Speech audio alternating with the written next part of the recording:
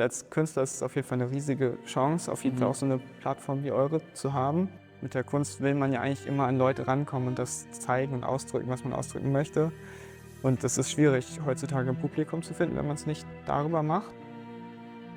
Man hat irgendwie noch mal ein bisschen mehr Wertschätzung dafür, wenn ein Mensch in echt davor steht und das irgendwie gut findet.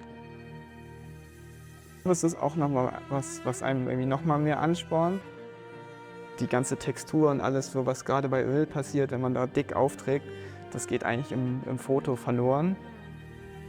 Hallo und herzlich willkommen hier heute auf dem Studierenden Kunstmarkt-Account. Wir sind in Hamburg in der HAW im Atelier von Jannis Kussak. Jannis, schön, dass wir heute hier sein dürfen. Vielleicht kannst du dich noch mal ganz kurz vorstellen. Ja, ich bin Jannis Kussak, wie schon gesagt. Ich studiere an der HAW hier und das ist unser Atelier.